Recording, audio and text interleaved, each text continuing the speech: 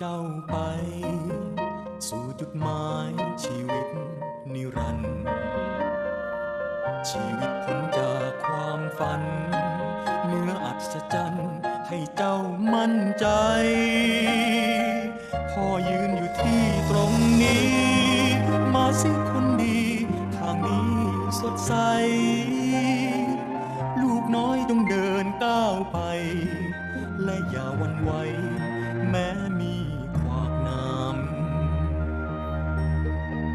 ผู้ทองผู้เพชรผู้พลอยกำลังรอคอยลูกจงอย่าครามก้าวเท้าซ้ายขวาติดตามโลกนี้งดงามยามที่เจ้ามั่นใจยามที่เจ้ามั่นใจเรามาเพื่อพาเจ้าไปสู่จุดหมายชีวิตนิรันดร์ชีวิตพ้นจากความฝันเหนืออัศจรรย์ให้เจ้ามั่นใจมองดูพ่ออยู่ตรงกลางบนหนทางแห่งความสวยกำลังจะถึงเส้นชัยถ้าเจ้ามั่นใจก็ไปด้วยกันกำลังจะถึงเส้นชัยถ้าเจ้ามั่นใจก็ไปด้วยกันกำลังจะถึงเส้นชัยถ้าเจ้ามั่นใจก็ไปด้วยกัน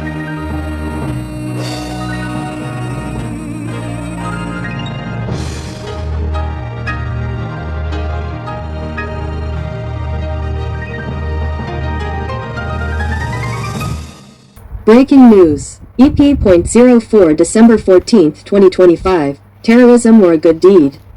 How to tell the right story. By Tawan, Dhamma, news station. Hello, today we have a special report.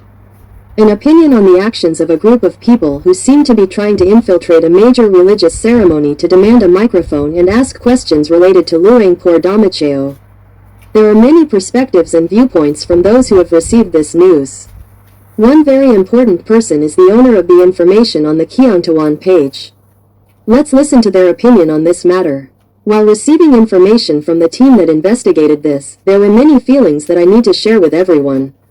Let's think about it this way. In the past, when Wat Phra Dhammakaya was a place that welcomed devotees, it was a very difficult task for everyone to bring people to the temple and maintain their faith until they could accumulate merit.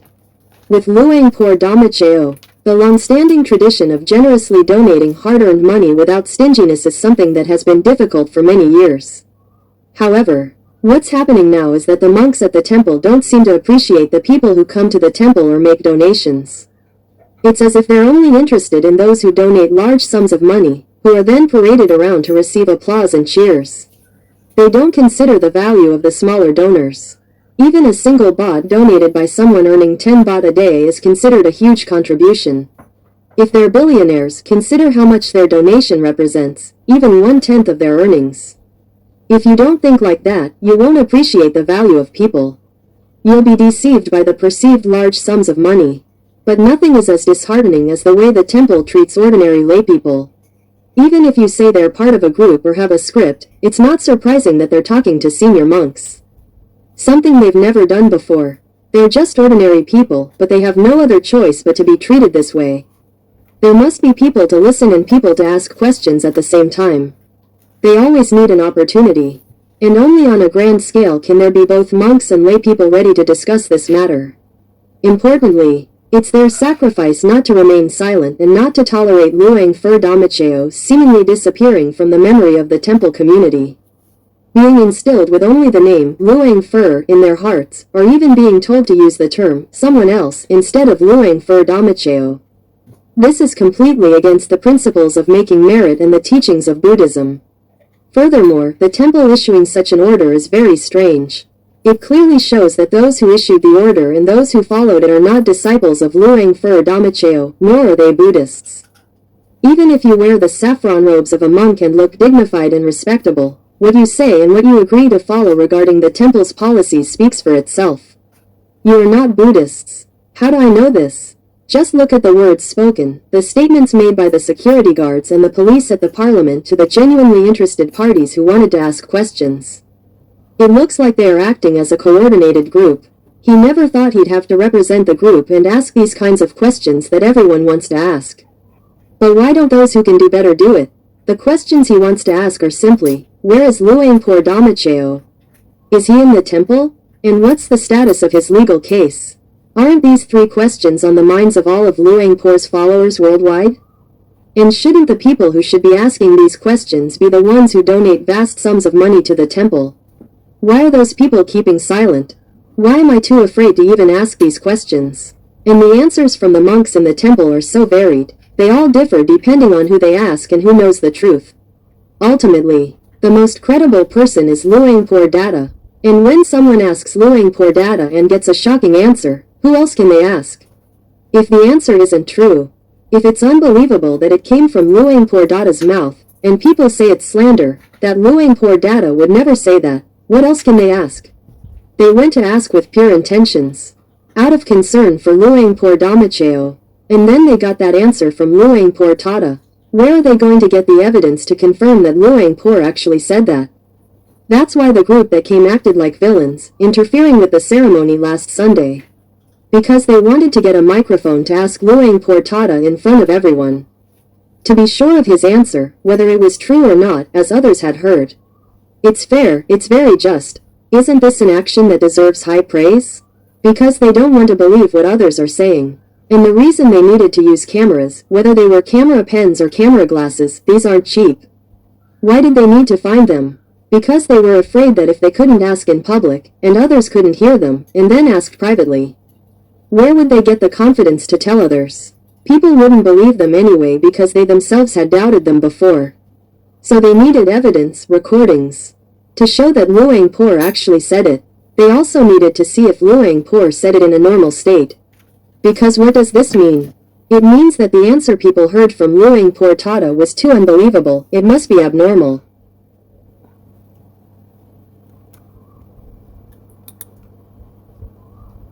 Or, to be honest, if the Venerable Abbot really said that, it would mean he must have a mental disorder or was forced or threatened by someone to say something like that. It's impossible, isn't it? So, you, his followers, you haven't seen him or asked him yourselves, so you don't know. And when others tell you, you don't believe it.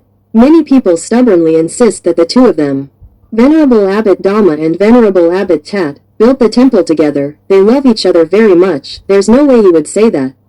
That's right, nobody believes it. But he really did answer, so what can we do?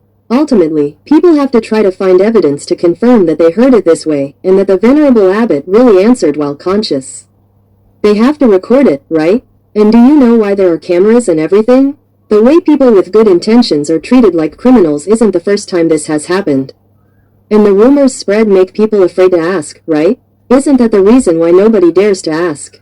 Is this a plan by someone in the temple to prevent anyone from asking? That's why we need to look into this, to see what the temple is really hiding. At first, we tried to look at it in a very positive light. There's no way to think negatively, but why? Why are you creating a situation that makes it increasingly believable that, first of all, Luang Por Dhamma is definitely not here? And considering the circumstances, you should know that someone with a criminal record and who is a fugitive cannot go anywhere because if the authorities find out, those providing shelter will definitely face charges. Is Luang Por Dhamma that kind of person? Would he really let anyone suffer because of him? Even if you wanted him to stay, he wouldn't because he knows there would be many negative consequences. It's not that he's afraid of being arrested, but he's afraid that everyone will face charges, and it will damage the temple's reputation because you're sheltering a criminal who hasn't been acquitted. It makes the public suspicious and doubtful, and it means the entire temple is under suspicion for sheltering someone who embezzled funds and is even being falsely accused of money laundering. It's a huge issue and it severely damages the temple's credibility. At that time, Luang-por, Venerable Father, would definitely not do that. Firstly, he wouldn't want to cause trouble for others. Secondly, he would never send any information or instructions to his disciples, or invite them to participate in new projects.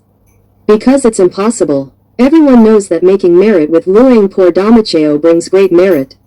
He himself knows that if he has legal cases against him, his purity and merit will be tarnished, stained. When his purity is questioned, in terms of karmic consequences, it makes his mind impure, filled with suspicion. Therefore, those who make merit won't receive the full benefit. Their minds won't be pure. And for that reason, he would never invite people to make new donations. He would only encourage them to continue their good deeds until he is released. Of course, he had hope of being released since the beginning of his legal case because Luang-por Datta promised him.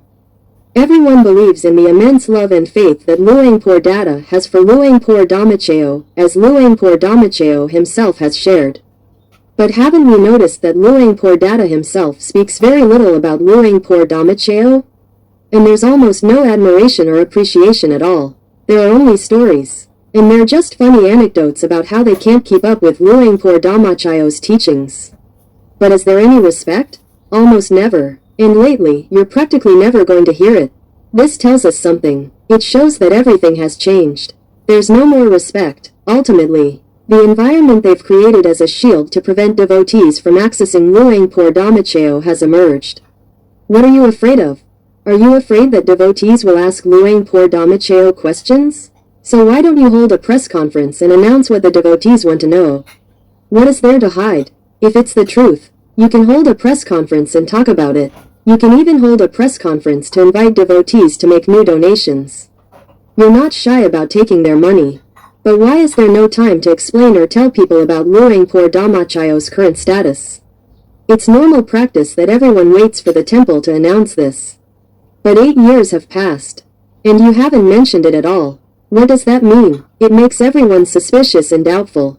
The only thing you're so sure of is constantly inviting people to make donations. Then there are those kinds of sermons that are constantly being twisted and changed. Anyone listening can tell they're not real. But they don't say anything because they want to see how far you'll go with your pretense or excuses.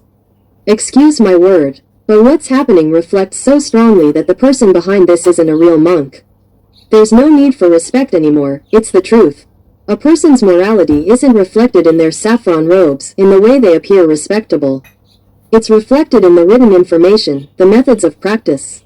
Especially the sermons claimed to be from him. It's very crude, filled with greed and a desire for money. It's not Luang-por Dhamma at all, even if you use his words. The way you phrase it reveals your heart, how greedy you are. You expect people to never know the truth if you don't tell them anything. And if they want to ask, you just assume your security measures will prevent anyone from accessing or getting an answer. You let them sort it out themselves, then you hold seminars and feed them lies. And the people at the seminar believe it. It becomes a cycle of deception, where people deceive each other and continue to deceive others. You don't need to explain anything anymore. And people don't dare ask because when questions were asked, they kept whispering to each other. In the end, it was all lies that left people confused. And those who are steadfast, when they realize it's not right, they won't donate. Because they know there won't be any merit here. If there were no Luang-por Dhamma, do you think those who are still with the Dhammakaya movement, but aren't under his guidance, could control all the flourishing desires and the enormous sums of money? Do you think those who are still with the Dhammakaya movement, like Luang-por Dhamma, could control their desires? I'm not accusing anyone here. You have to look at the cause and effect. Anyone who doesn't look at the cause and effect, who blindly donates money without considering the consequences, is more foolish than being scammed by a call center. This is something that needs to be explained, and you need to consider that if the temple continues to use these methods, treating devotees who want to know the truth as enemies and accusing them of other unrelated things. Some of the statements made by those who were there say that the police spoke to them in a certain way. It doesn't make sense. It's inappropriate and out of place. How is it inappropriate? Luang-por had special guests. Excuse me, but special guests are nothing compared to those who regularly visit the temple and are benefactors. Guests are guests, and family members are people. Whether it's sponsorship or building a temple together, which is more important? Hearing this is very upsetting. You see someone you don't know ask to hold the microphone and speak.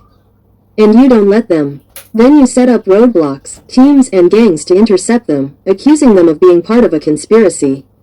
Because you see they have a script, they're not professional speakers, they want to communicate appropriately and efficiently. They need to write a script to ensure they can speak correctly. Why don't you reveal the whole script?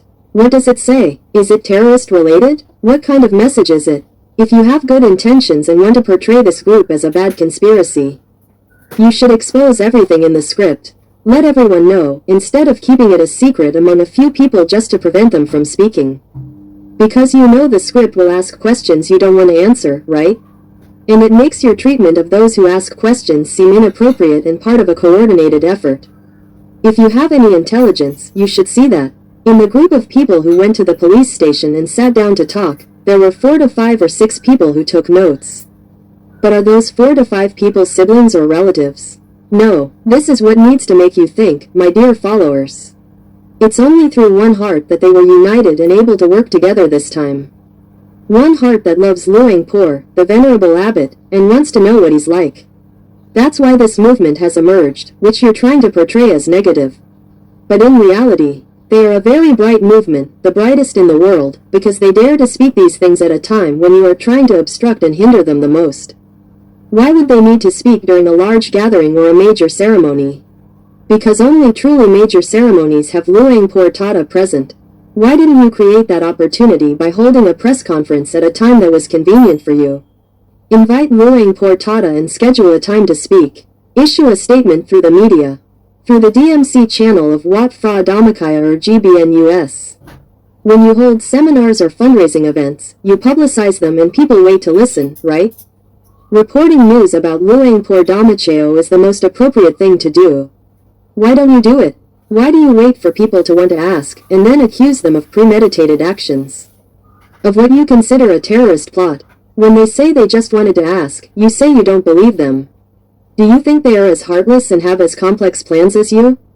Because how many schemes do you have to use to deceive the temple people, trapping them and making them believe you year after year for 7 to 8 years? How could you say that Luang Por is in the temple? If you know he's not really there, how can you say that? Or do you not speak to him, but let others speak while you sit there smiling, letting yourselves be deceived and counting the money? Are you monks or secular people? The temple is creating many behaviors that make people see you this way. Don't blame the lay people for having impure hearts, for having negative views, for spreading slander, or for spreading malicious messages. And there's more. You went and dragged a person named Tun, who went out to speak and ask questions, into your house. He only asked 2 questions, and he asked, did you hear the question he asked, Luang Por Data? Excuse me, please forgive me, I'm not scolding you. He must have heard what was asked. But how could he remain indifferent? How could he tolerate it? If he truly loved Luang Por Dhammacheo like he used to, and someone asked a question like that and then was escorted away, what would the old Luang Por Data we knew do? Do you know? He would say into the microphone, wait, don't take him away. He's here to ask about this? He would say, we have to welcome him. Why is the name Luang Por Dhammacheo no longer sacred? Can't we even mention it in this temple? There's another person, another younger sibling, who said they went out to ask later, shouting because they were trying to run to him to pay their respects. You held them back, preventing them from going. So they had to shout. And what happened? They called his name, Luang Por Data, please, I want to see you, I want to speak with you. They're not deaf, for sure. Why did you remain indifferent? And you let the security guards intercept them, as if you had planned this beforehand, that you wouldn't answer, that you wouldn't talk to them at all.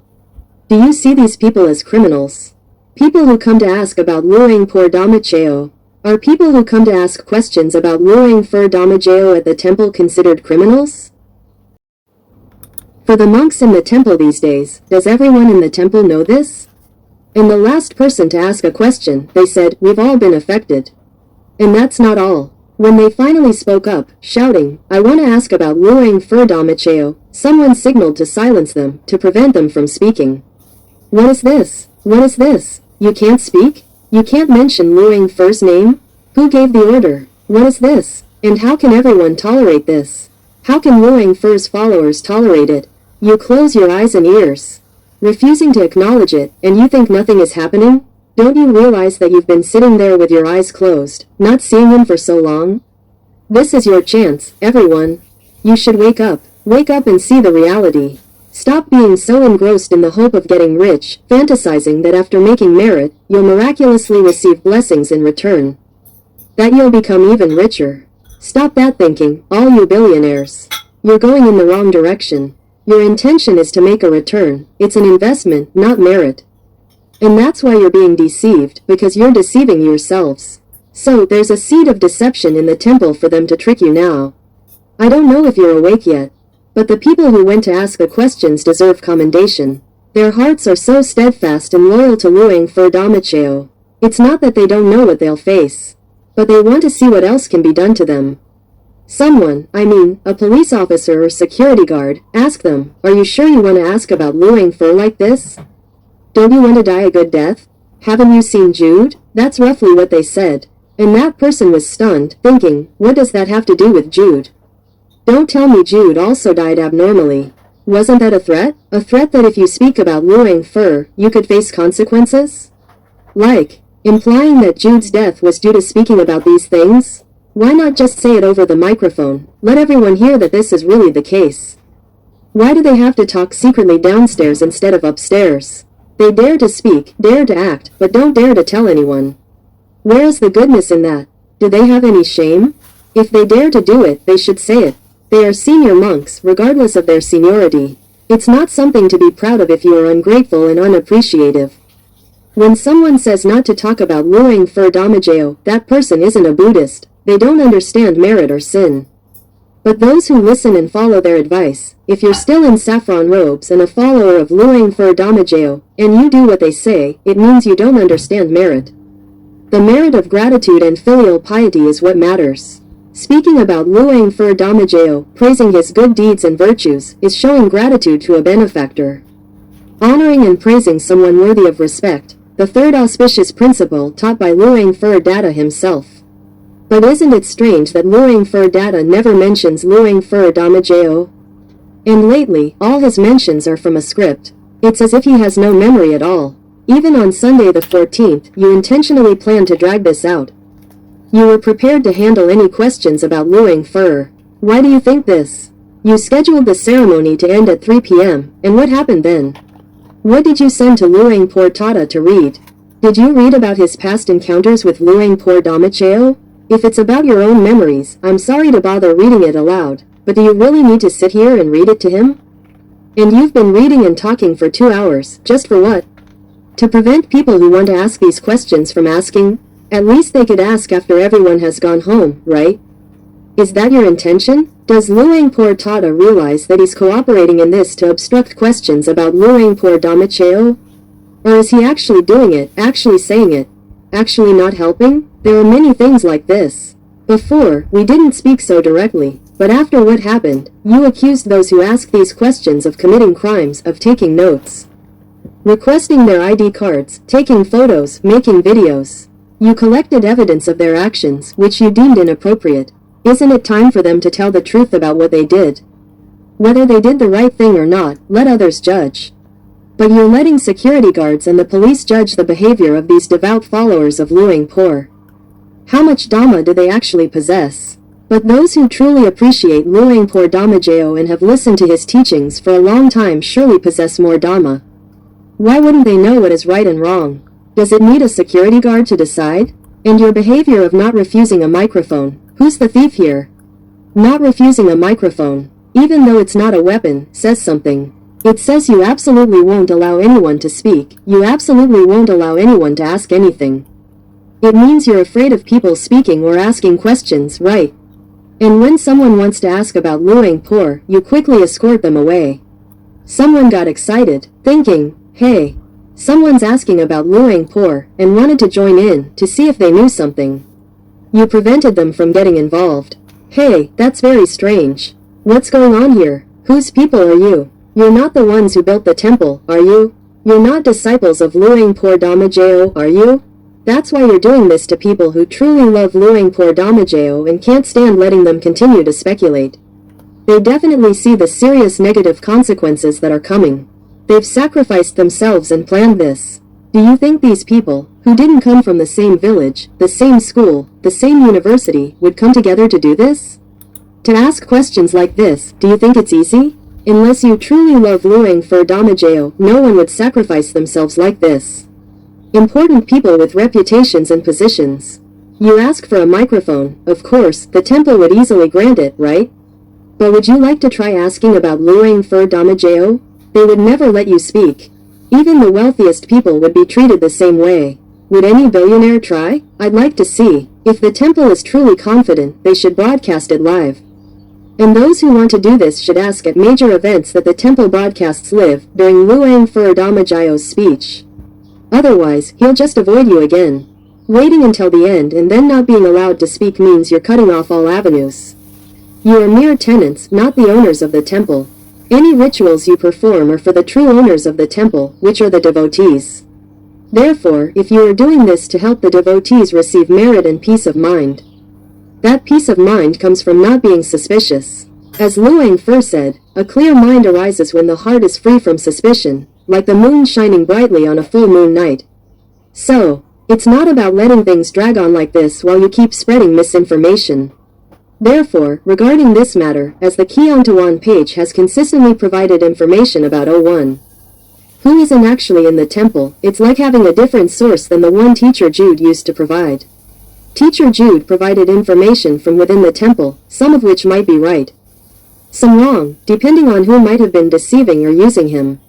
When he couldn't be deceived anymore and the truth was exposed, he had to disappear from that position. Don't the people in the temple wonder what's really going on?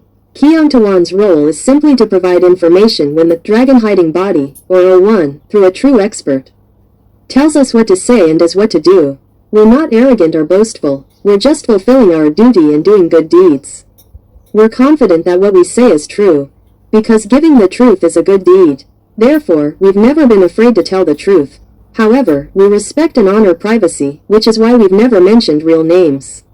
But this time, everyone who sought the truth was filmed, photographed, their names revealed, their records taken, and their ID cards used in a way that showed no respect. It's the many things you've done to him that are inappropriate. It reveals who the temple maintenance, or temple protection team is following orders from. They're not protecting the temple. They're not protecting Luang-por Dhamma, they're not protecting Luang-por Tat. They're protecting certain truths that they're trying to hide. If anyone tries to ask them about it, they'll try to prevent it and find ways to eliminate them. It's like, if you find out something and you speak up, you'll let everyone know, and they won't be able to make a living anymore. So they have to be silenced. Isn't that going too far? This is Wat Phra Dhammakaya. This issue hasn't even reached the outside media yet. Do you think that one day, and we're not instigating this, we don't want that to happen, there will be a day when Luang-por's followers from all over the world, from different professions and backgrounds, will come in a large group of reporters to ask for the truth? That day might come. What will you do then? If that day comes and all of Luang-por's followers from around the world gather to ask this question, how many security guards will you deploy? Will you bring in an army to silence everyone who wants to know about Luang-por? How will you silence them? Isn't this the right way? It's not the right way for virtuous people. For educated people from the temple who understand Dhamma and know right from wrong. Let's not even mention that they are followers of Luang-por Dhamma, it's embarrassing. And the people sitting at the top, they're the pillars. The leaders, the close associates who have listened to Luang-por Dhamma's teachings since before he even joined the temple or finished his studies, and now it's as if he's lost his Dhamma. Has he become a national figure, associating with people from the temple, the small fry, the poor, the underdogs? You can't associate with them, you can't call upon them, you can't even speak to them.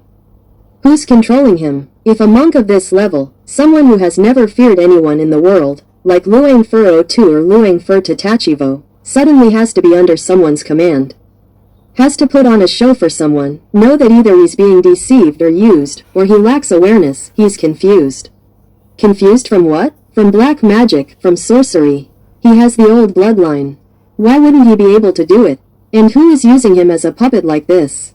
Not everyone wants to know, but the important thing is, if you truly love Luang Por Tata, you must help him. Because what he's showing today is just a puppet. He even has to read his own history when he's recounting it. It's pathetic, it shows he can't remember anything. And he's sitting here as the head monk, and people are saying, what do you expect from him? He's just older, he has more years in the monkhood, that's why he's the head monk. But he doesn't have any administrative power. If he didn't have real power, why are you writing this script for him to be the star? Or is he just a puppet? He's too pitiful in that situation. But the people at the temple are even more pitiful. If they knew, those behind the scenes, they would know that Luang Por Tata is still respected because the older generation knows how much he loved Luang Por Dhamma. But that's in the past. The older generation doesn't know what Luang Por Tata was subjected to that made him forget Luang Por Dhamma, even forget the betrayal and backstabbing. If the true experts were to tell the truth, then, keep providing the information as given by O1. If it's true, everyone, Luang Por Tata taught that the first of the 38 auspicious aspects of life is, do not associate with wicked people. But Luang Por Tata did that. When Luang Por Dhamma chased 06 away from the temple, forbidding him from returning, Luang Por Tata found a way for 06 to return. In less than 3 months. This happened in 2015. What does that mean? It means 02, or Luang Por Tata, was wrong from that moment on. He had a falling out with Luang Por Dhamma and no longer cared about him. Nobody knows for sure, but as for the reason he changed his mind like that, you have to look at who he associated with. Was that person someone Luang Por Dhamma had chased away from the temple? Was he a good person? And yet he still associated with him. That was betrayal from the beginning. But Luang Por Dhamma gave him a chance. He showed mercy because he thought he could fix things. Both the subtle and the gross aspects. Ultimately, they conspired to make it impossible for him to stay. It became karma for all sentient beings, his followers worldwide, right? But he still diligently tried to provide information through the Tawan page. He never abandoned it. He always kept telling people, Tawan is just doing its duty, reporting the news. We've been reporting all along, but you guys just didn't listen. Even the young man who asked the questions and was dragged out, his name is Tawan. He said that after the police interrogated him and took all the information, they even checked his phone, looked at his line messages, and took pictures of everything. They wanted to know who he was talking to in which groups, who they were discussing, what they were planning, and so on. Why would they do that? Was it to report to someone behind the scenes who is an enemy of Luang Por Dhamma? To see who on this side is planning to expose them? Are they afraid? Is that why they have to do this to people who are acting with pure intentions? Will it cause trouble for everyone? Do they think we're afraid? If everyone decides to ask the truth, merit will be generated. Merit will bring the truth to the community. Merit will help Luang Por Dhamma escape from accusations or misunderstandings. It will be immense merit. And we don't even need to talk about how much the Dharma will be illuminated because you will lead everyone out of delusion with your questions. Is this the reason why they are trying to prevent questions? They're afraid everyone will panic and they won't be able to stay in power. This is my explanation based on the situation. That shows that this young man in this group, he's been following the information. It's not like he only believes Tawan. He also follows Teacher Jude's page. But what did the police tell the young man? You have to be selective about who you listen to. You have to know how to choose who to associate with. Between ordinary people and monks. You have to choose to listen to monks, not ordinary people. Wow, if the monks in the temple are real monks, then maybe it's worth listening to. But if they're just wearing monks' robes but have evil hearts, who would listen to them? Would you gain any merit from listening? Or would you go to hell with them? This is something to think about. The young man is naive. He gives in to whatever is asked of him, thinking it's a way to prove his innocence. But I'm sorry to say, if he's so innocent that he doesn't know anything, he might have been poisoned through his drinking water. Nowadays, they love using cyanide. And do you think cyanide can be found at gold shops? The latest news is that a journalist named Nat Pong died from ingesting cyanide. Where does it come from? It's an illegal substance. You don't generally need permission to possess it. It's not from gold shops or people who work with gold. And Wat Phra Dhammakaya does a lot with gold. Do you think we don't use these substances? And what if there are people who are thinking of, how can you take people's lives so easily this way? How many people have died? And they died without even showing their bodies. Everything is suspicious. How long are you going to silence people? How long are you going to blindfold them? And what about the police, security guards, or paramedics? They told me, don't you know that you can't ask about these things? They said, what kind of danger? What kind of danger? You have to be clear. Is it life-threatening? Like the case of teacher Jude? Do you think people are stupid? People aren't easily killed. The Venerable Abbot taught that people with merit don't die. People die because their merit runs out. So, what we're doing is purely meritorious. I feel sorry for the people at the temple. All the sponsors. You believed the monks at the temple, didn't you? You were all deceived. You were tricked into believing the abbot was in the temple when he couldn't be. Why couldn't he be there? You couldn't give him a hiding place because it's against the law. He's wanted on an arrest warrant. What's the intention in the temple not to help the abbot? It's just one arrest warrant. And he hasn't even committed any crime yet. But you've dragged it out, as if trying to forget about it, and then gone on to enjoy raking in money using his name. Making money for the temple and for whose pockets? There's a bigger issue than that, you know. Is that why people are so afraid to talk about it? This is it. There will surely be a day when people can't tolerate it anymore and will demand the truth. Today, I'm speaking here because of the news about the detention in the glass room last Sunday. What happened? What kind of group did it? You say it's a movement. Is it a terrorist movement or a movement for good? Everyone needs to open their minds. How do you judge good and evil? What do you base your judgment on? If the behavior of this group is judged as evil within the temple, if the temple judges it as evil, then this temple is no longer the property of Luangpur Dhamma, no longer the property of good people, but a breeding ground for something greedy, for personal gain or who knows who. It's not for merit anymore. That's why they don't value people and are behaving so wrongly. And who is in charge of the temple now? Many people think that since he's still the head of the monastic order, he seems to be in control of all the policies. But is there something going on behind the scenes? Does anyone know? Or do they know but are too afraid to speak? There are many people far more capable than those younger people trying to get the microphone. Are you just going to sit here and do nothing? Are you going to let yourselves be deceived until you breathe your last and die, only to find out where you're going afterward? Shouldn't we be more vigilant? This is a thought-provoking issue. A wake-up call, but how much of a wake-up call will it really make? All I know is, you think they'll stop asking questions just because you're treating them this way? If you obstruct one person, if you obstruct two, if you obstruct 100, will you obstruct all 100? And if you obstruct the whole temple, how will you obstruct them? In short, you're obstructing because you're aligned with someone. Think about it. If we ever find out their plan, we'll tell you what they want and what their objectives are. And if that plan comes out, we'll expose it. We'll expose to everyone what this group of younger people, older people, and aunties are planning by shouting questions about the abbot. Even the security guards at the temple are saying, you're part of a conspiracy. Don't act so cocky, don't put on a show of drama.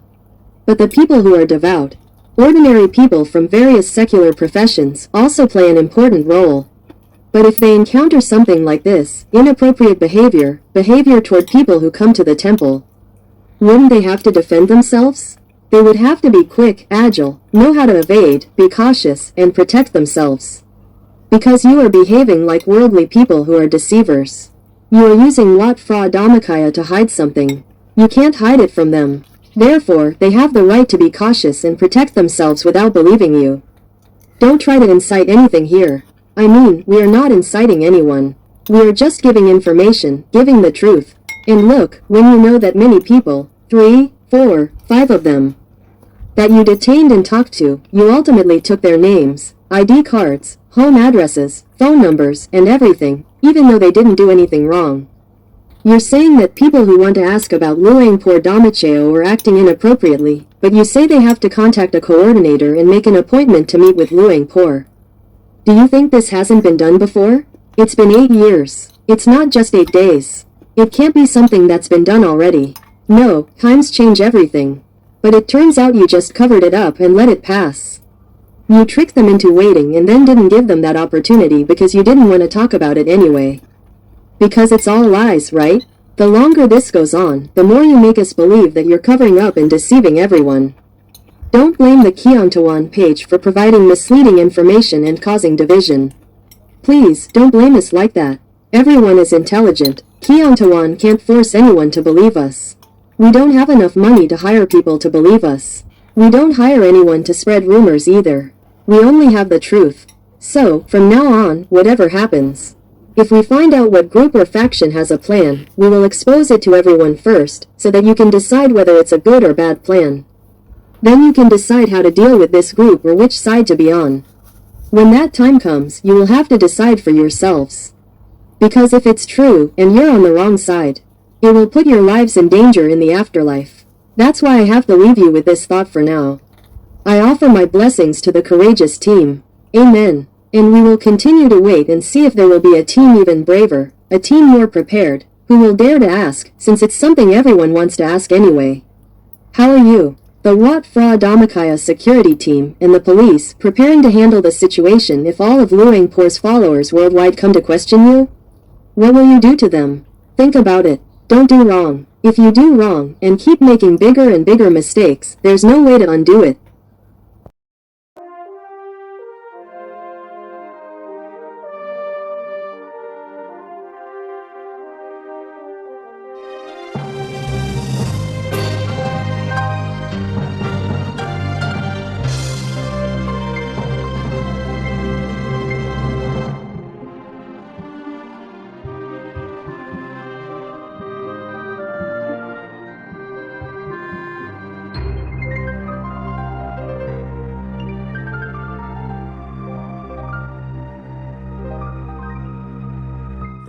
เพื่อพาเจ้าไปสู่จุดหมายชีวิตนิรันดร์ชีวิตพ้นจากความฝันเหนืออัศจรรย์ให้เจ้ามั่นใจ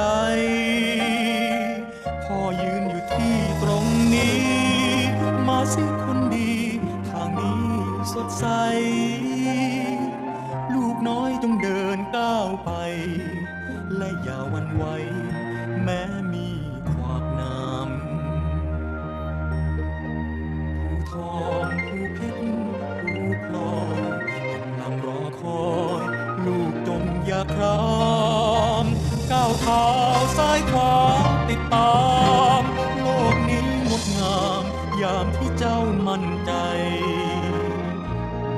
ยามที่เจ้ามั่นใจเรามาเพื่อพาเจ้าไปสู่จุดหมายชีวิตนิรันดร์ชีวิตพ้นจากความฝันเหนืออัศจรรย์ให้เจ้ามั่นใจมองดูพ่ออยู่ตรงกลางบนหนทางแห่งความสวยกำลังจะถึงเส้นชัยถ้าเจ้ามั่นใจก็ไปด้วยกันกำลังจะถึงเส้นชัยถ้าเจ้ามั่นใจก็ไปด้วยกันกำลังจะถึงเส้นชัยถ้าเจ้ามั่นใจก็ไปด้วย